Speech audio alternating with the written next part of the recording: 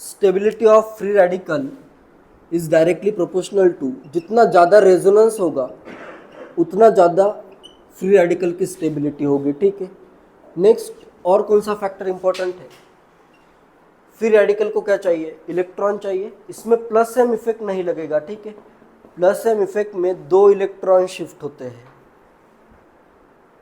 इसमें 2 electron accept नहीं कर सकता है, तो इधर सिर्फ रेजोनेंस देखना है। ठीक है, इधर मेनली कॉन्जुगेशन कौन सा देखना है?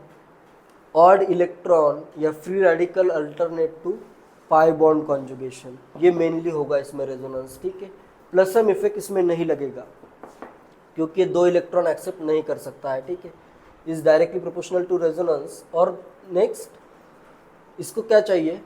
फ्री रेडिकल को इलेक्ट्रॉन चाहिए, इज डायरेक्टली प्रोपोर्शनल आ जाएगा plus I and inversely proportional आ जाएगा माइनस आई। ये तो चीज़ें अपन पहले ही देख चुके हो। ठीक है, जैसे फॉर एग्जांपल अगर मुझे कंपेयर करनी है स्टेबिलिटी, यहाँ पे मैं करता हूँ रेडिकल और इधर मैं कर देता हूँ पाई बॉन्ड, ये एक कंपाउंड है। सेकेंड, यहाँ पे मैं करता हूँ रेडिकल, इधर एक और इधर एक पाई बॉन्ड। एंड थर्ड, यहाँ पे रेडिकल है। ठीक है, इनमें स्टेबिलिटी तुम्हें कंपेयर करनी है, ये ए है, ये बी है और ये सी है। क्या आएगा स्टेबिलिटी का ऑर्डर? सबसे ज़्यादा स्टेबल कौन सा होगा? सी। सी जो है उसमें रेजोनेंस हो रहा है या नहीं हो रहा है? सी जो ऑप्शन है, सी में जैसे बेंजीन है मेरे पास, बेंजीन में सब कार्बन एक ही प्लेन में होते हैं, इसमें पाई बॉन्ड ऐसे ड्रॉ करता हूँ बेंजीन को मैं। फ्री रेडिकल कैसे प्रोड्यूस कर सकते हो?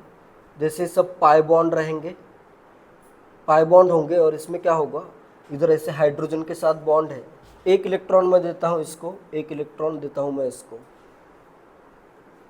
तो ये इलेक्ट्रॉन कौन से ऑर्बिटल में होगा? ये पैरेलल पी ऑर्बिटल में नहीं होगा ना, यहाँ पे इलेक्ट्रॉन आएगा, एक एक्स्ट्रा इलेक्ट्रॉन यहाँ पे जो आ रहा है, ये रेजोनेंस में पार्टिसिपेट नहीं करेगा। ये एक सिग्मा बॉन्ड हो गया, ये एक बॉन्ड हो गया, ये सब इस वे में है या एक ही प्लेन में है। और ये जो इलेक्ट्रॉन आ रहा है पैरेलल पी ऑर्बिटल्स में रेजोनेंस होगा, ये वाला जो इलेक्ट्रॉन आएगा ये रेजोनेंस में पार्टिसिपेट नहीं करेगा। ठीक है, यहाँ पे आएगा नो रेजोनेंस, यहाँ पे कोई रेजोनेंस नहीं होगा। अगर रेजोनेंस नहीं हो रहा है तो क्या होगा स्टेबिलिटी का ऑर्डर? सबसे ज़्यादा स्टेबल कौन सा होगा? बी। इधर ज़्यादा रेजोनेंस होगा, इसके साथ भी कॉन्जुगेशन में, इसके साथ भी कॉन्जुगेशन में, बी में मैक्सिमम रेजोनेंस है। नेक्स्ट, ए में भी रेजोनेंस हो रहा है, सी में रेजोनेंस नहीं हो रहा है। ठीक है, जैसे यहाँ पे अगर मैं यहाँ पे रेडिकल प्रोड्यूस करूँ तो इस कार्बन का हाइब्रिडाइजेशन क्या होगा? एक इधर और एक ऑर्बिटल में इसके एक सिंगल इलेक्ट्रॉन होगा। ठीक है, तो जैसे ये एक हो गया, एक पाई बॉन्ड के लिए एक पी ऑर्बिटल यूज हो गया। ठीक है, कितने पी ऑर्बिटल बच गए? टोटल 3 में से पाई बॉन्ड के लिए कितने पी ऑर्बिटल यूज होते हैं? एक ही पी ऑर्बिटल यूज होता है ना, तो बचे कितने? 2, एक s प्लस 2 p। हाइब्रिडाइजेशन क्या आएगा इधर? sp2 हाइब्रिडाइजेशन आएगा। ठीक है, sp2 हाइब्रिड कितनी ऑर्बिटल होगी? 3, एक इधर सिग्मा बॉन्ड, ये सेकंड सिग्मा बॉन्ड, और थर्ड sp2 हाइब्रिड ऑर्बिटल में क्या होगा?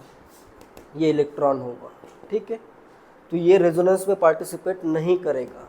ठीक है, तो इसकी स्टेबिलिटी सबसे कम होगी इनके कंपैरिजन में। ठीक है, यहाँ पे अगर ऐसे लॉजिक लगाते हो free radical alternate to pi bond conjugation, तो तुम्हारा आंसर बिल्कुल रॉन्ग होगा।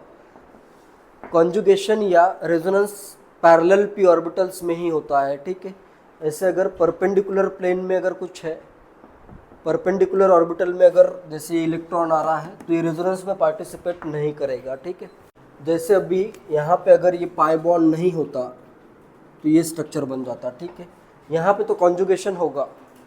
ठीक है, ये sp2 हाइब्रिडाइज्ड है, अभी ये जो रेडिकल है ये p ऑर्बिटल में है। ठीक है, तो यहाँ पे तो रेजोनेंस होगा, यहाँ पे क्या आएगा, free radical alternate to pi bond, alternate to pi bond conjugation, extended conjugation, इधर क्या है क्रॉस कॉन्जुगेशन।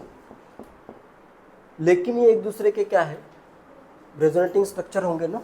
जैसे इधर का ये इलेक्ट्रॉन इधर, ये इलेक्ट्रॉन यहाँ पे, तो इसका मैं रेजोनेटिंग स्ट्रक्चर अगर ड्रॉ करूँ तो किस वे में आएगा रेजोनेटिंग स्ट्रक्चर, यहाँ पे आ जाएगा एक पाई बॉन्ड, इधर एक पाई बॉन्ड और यहाँ पे रेडिकल। ये एक दूसरे के क्या होंगे, रेजोनेटिंग स्ट्रक्चर ही होंगे, ठीक है।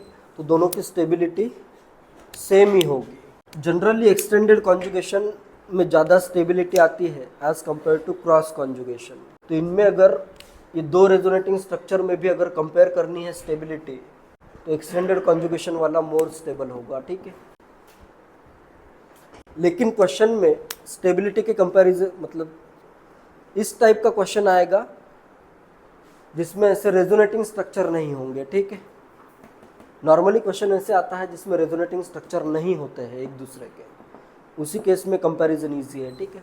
Compare stability of given free radicals, इनमें स्टेबिलिटी कंपेयर करनी है, क्या आएगा ऑर्डर, कौन सा सबसे ज़्यादा स्टेबल होगा, सी में इधर ये इसके साथ भी रेजोनेंस, इसके साथ भी रेजोनेंस, दो ग्रुप के साथ रेजोनेंस हो रहा है, तो यहाँ पे क्या है, दो रेजोनेंस कर देता हूँ, ठीक है। नेक्स्ट इसमें रेजोनेंस है क्या, नहीं है, इधर कर देता हूँ मैं नो रेजोनेंस। और नेक्स्ट ए में होगा रेजोनेंस, एक ग्रुप के साथ रेजोनेंस हो रहा है, तो यहाँ पे मैं कर देता हूँ एक रेजोनेंस, ठीक है। तो इधर ज़्यादा रेजोनेंस हो रहा है तो सी सबसे ज़्यादा स्टेबल होगा। नेक्स्ट आएगा ए और नेक्स्ट आ जाएगा बी। नेक्स्ट अगर मैं थर्ड क्वेश्चन लूँ, अलाइल फ्री रेडिकल करता हूँ एंड बेंजाइल फ्री रेडिकल, कौन सा ज़्यादा स्टेबल होगा, इधर ये बेंजाइल फ्री रेडिकल है एंड ये इधर अलाइल फ्री रेडिकल है, कौन सा ज़्यादा स्टेबल होगा, बेंजाइल ज़्यादा स्टेबल होगा ना।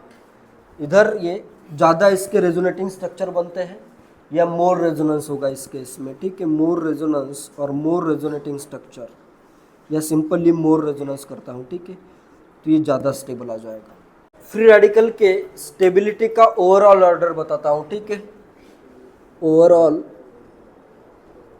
ऑर्डर सबसे ज़्यादा स्टेबल होगा अगर मेरे पास कार्बन पे रेडिकल है और अगर मैं यहाँ पे 3 बेंजीन रिंग लूँ, ठीक है, C6H5, 3 बेंजीन रिंग अगर है तो बहुत ज़्यादा रेजोनेंस होगा, बहुत ज़्यादा रेजोनेंस, तो इसकी स्टेबिलिटी बहुत ज़्यादा होगी, मैक्सिमम होगी। नेक्स्ट मैं क्या करता हूँ, C6H5, 2 बेंजीन रिंग और यहाँ पे कर देता हूँ रेडिकल, ठीक है। नेक्स्ट मैं क्या करता हूँ, एक बेंजीन रिंग करता हूँ, C6H5 CH2 रेडिकल। नेक्स्ट मैं क्या करता हूँ, अलाइल रेडिकल कर देता हूँ, CH2 डबल बॉन्ड CH, इधर आ जाएगा CH2 रेडिकल, इसमें भी रेजोनेंस होगा तो ये ज़्यादा स्टेबल आ रहा है। नेक्स्ट 3 डिग्री, 2 डिग्री और 1 डिग्री में ज़्यादा स्टेबल कौन सा होगा, 3 डिग्री का फ्री रेडिकल है, 2 डिग्री का है एंड 1 डिग्री का है।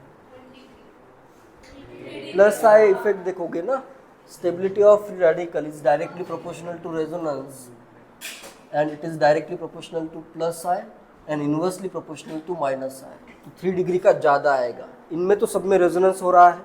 नेक्स्ट मैं करता हूँ CH3, हाइपर कॉन्जुगेशन से भी इसको एक्सप्लेन किया जाता है, ये वाला पार्ट आगे बताऊंगा मैं, हाइपर कॉन्जुगेशन में वापस से आएगा। नेक्स्ट मैं करता हूँ CH3 CH का radical 2 degree and next CH3 CH2 radical and next CH3 का रेडिकल, ठीक है। 3 डिग्री का ज़्यादा स्टेबल होगा, नेक्स्ट 2 डिग्री, नेक्स्ट 1 डिग्री।